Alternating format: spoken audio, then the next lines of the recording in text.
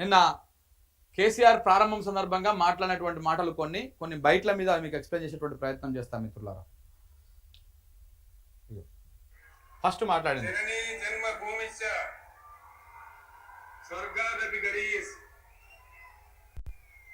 శ్రీరామచంద్రుడు లంక మీద యుద్ధం చేసి రావణ సంహారం చేసి అయోధ్యకు తిరిగి రావాలి అనేటువంటి ఆలోచనలో ఉన్నప్పుడు రాముల వారి సోదరుడు లక్ష్మణ్ సహా ఆయన వెంట ఉన్న చాలా మంది పెద్దలు లంక చాలా సువర్ణమయంగా ఉంది, అద్భుతంగా ఉంది, మనకి అయోధ్యకెందుకు ఇక్కడి నుంచే పరిపాలన చేద్దామని అంటారు. దానికి శ్రీరామచంద్రుల వారు ఒప్పుకోలేదు. ఆయన చెప్పిన మాట ఏంటంటే, కన్న తల్లిని జన్మభూమిని మించినటువంటి స్వర్గం ఏది కూడా ఉండదు, కాబట్టి మనం అయోధ్యకే తరలిపోవాలని చెప్పి వాళ్ళందరినీ తీసుకొని అయోధ్యకు రావడం జరిగింది.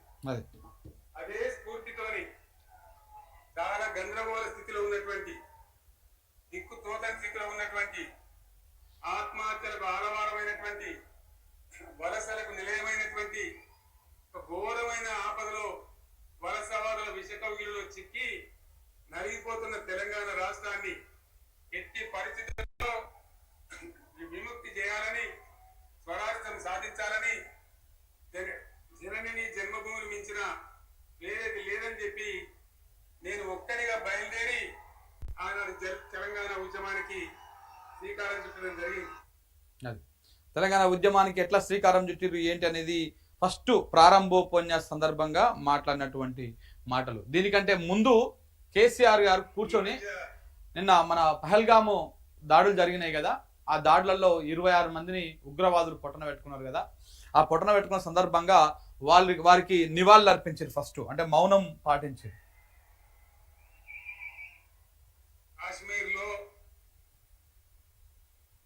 మన దేశం యొక్క అమాయకులైనటువంటి 28 మంది బిడ్డలను టెర్రరిస్ట్ ముష్కరులు దారుణంగా బలిపిస్తున్నారు. కాబట్టి మనం ఇంత పెద్ద సభ జరుపుకునే ఈ సందర్భంలో అందరికి కూడా ప్రార్థన గోల బంద్ చేసి ఒక్క నిమిషం కాశ్మీర్లో బలి అయిపోయినటువంటి ఆ సోదరుల కోసం మనం నివాళి అర్పించుదాం, మౌనం పాటించుదాం. ఎక్కడి వాళ్ళు అక్కడనే దయచేసి మౌనంగా ఉండాలని విజ్ఞప్తి. ఇట్లా మౌనం పాటించరు. మౌనం పాటించిన తర్వాత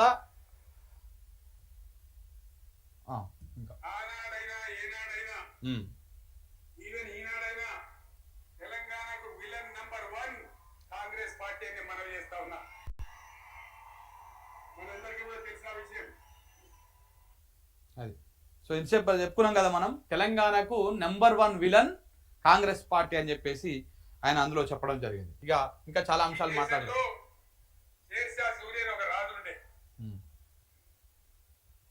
ఆయన కాలంలో రెవెన్యూ సంస్కరణలు తెచ్చినారు. నేను చెప్పే మాట మంచి వినాలి మీరు. చరిత్ర పొడుగుతో చూస్తే షేర్షా సూర్యు నుంచి స్వతంత్ర భారతం వచ్చిన తర్వాత ప్రజాస్వామ్య ప్రభుత్వాలు కూడా రైతుల దగ్గర రకరకాల శిస్తులు వసూలు చేసినారు, రైతుల దగ్గర డబ్బులు వసూలు చేసినారు, తహసీల్ రకాలు వసూలు చేసినారు, నీటి తీరువాలు వసూలు చేసినారు. కానీ రైతులు చూడాలని వాడు అనుకోలేదు. భారతదేశంలో ఎక్కడ కూడా లేని స్కీమ్, నన్ను ఎవరు అడగలే, ఎలక్షన్లలో చెప్పలే, నాకు నేరుగా ఆలోచించి ప్రభుత్వమే ఆలోచించి రైతు బంధు పథకాన్ని తెచ్చినాం. చాలా బ్రహ్మాండంగా రైతు బంధు పథకాన్ని అమలు చేసినాం.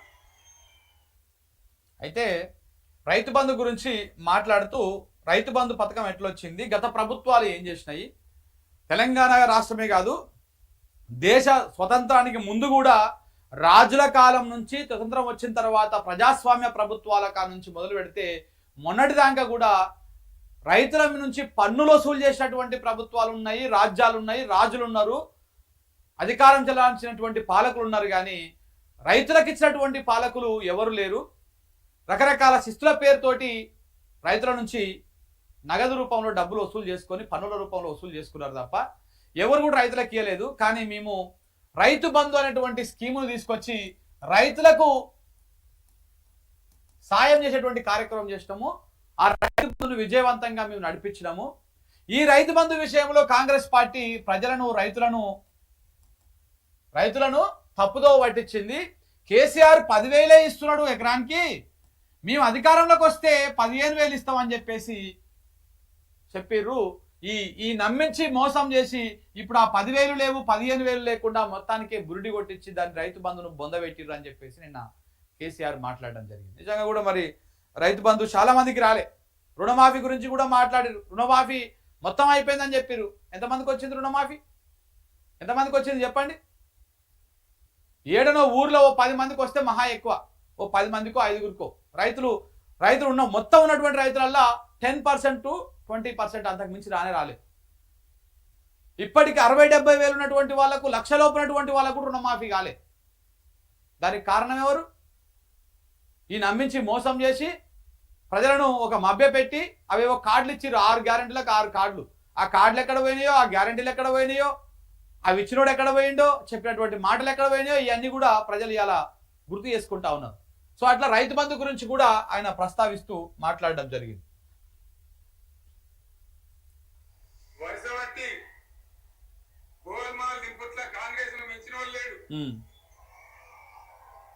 అబద్ధాలు చెప్పుతా కాంగ్రెస్ ను మించిన వాళ్ళు లేడు.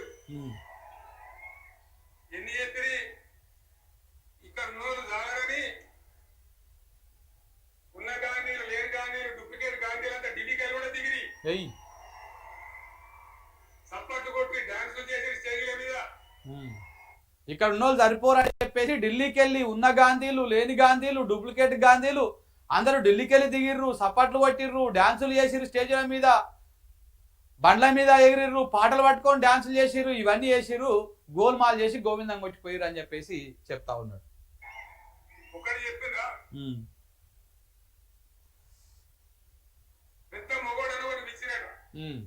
కాంగ్రెస్ పరిపాలన గురించి చెప్తా ఉన్నాడు అనమాట కేసీఆర్. ఒక సామెత చెప్తాడు. బేసిక్ గా సామెతలు, ఈ చెలోక్తులు, ఉద్యమ సమయంలో కూడా కేసీఆర్ చాలా సామెతలు చెప్పేవాడు, మధ్యలో నవ్వించేవాడు, ప్రసంగం మధ్యలో కొన్ని పంచులు వేస్తుంటుండే, ఇవన్నీ జరుగుతూ ఉంటుండే. నిన్న కూడా అప్పటి కేసీఆర్ ని ఒకసారి గుర్తు చేసి ఒక సామెత కూడా చెప్పిండు. చూడండి ఇక్కడ మంచిగా ఉంటుంది.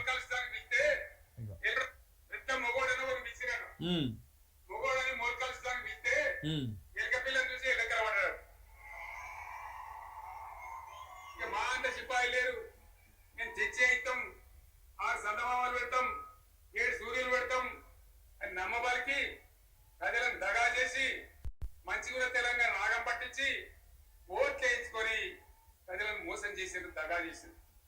ఈ మాట నిజం, మీ అందరికి తెలుసు. అయితే ఏం సామెత అది?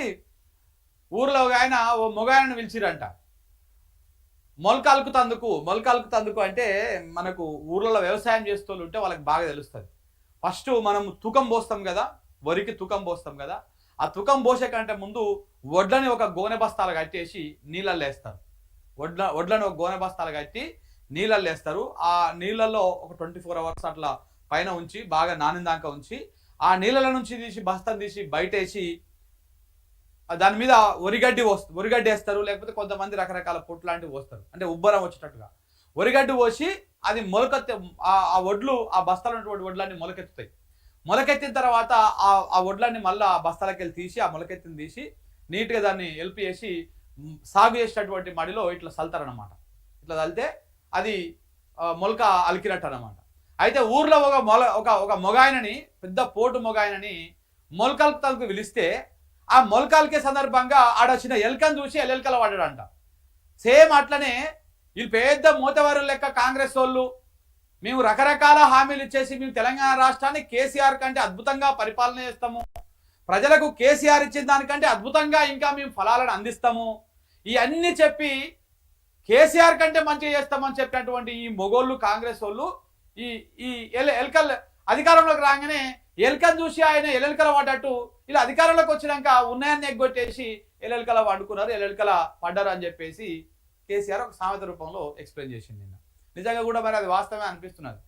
ఓ పెద్ద కాంగ్రెస్ ఎన్నికలకు ముందు కాంగ్రెస్ వాళ్ళని చూసి పెద్ద పెద్ద సిపాయిలు వీళ్ళు అద్భుతంగా చేస్తారని చెప్పేసి అనుకున్నారు. ఇక ఈ సందర్భంగా నిన్న కేసీఆర్ కూడా మాట్లాడడం జరిగింది.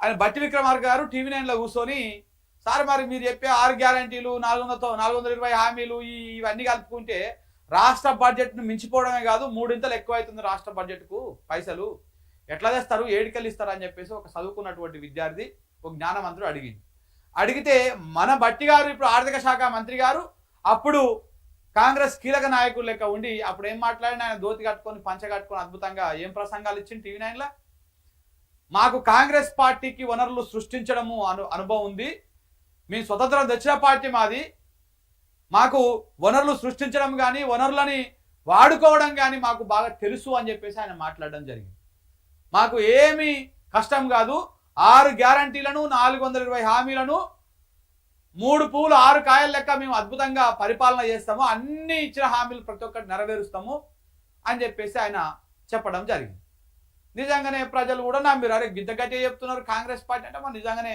పాత పార్టీ ఎప్పటి నుంచో ఇందిరమ్మ అప్పటి నుంచి అంతకుముందు రాజీవ్ గాంధీ నుంచి తెలిసిన పార్టీనా నిజంగానే ఇస్తారు కావచ్చు అని చెప్పేసి ప్రజలు కూడా నమ్మిరు ఇగో మొలకల్కిన మొగాయన సంగతి లెక్క ఈ కాంగ్రెస్ వాళ్ళు ఇంకా ఎలుకను చూసి కింద పడ్డట్టు వీళ్ళు అధికారంలోకి వచ్చినాక ఎలుకలేసి అప్పు ఉడతలేదు మాకు పసలే లేవు గల్ల పెట్టేంత ఖాళీగా ఉంది ఖాళీ కుండలే ఉన్నాయి లంకె బిందెలు లేవు ఖాళీ కుండలే ఉన్నాయి జీతాలు ఇవ్వలేకపోతున్నాము ఇవన్నీ అధికారంలోకి వచ్చినాక చెప్తున్నటువంటి ముచ్చట్లు అప్పుడు చెప్పిందేమో ఒకటి ఇప్పుడు చెప్పేదేమో ఒకటి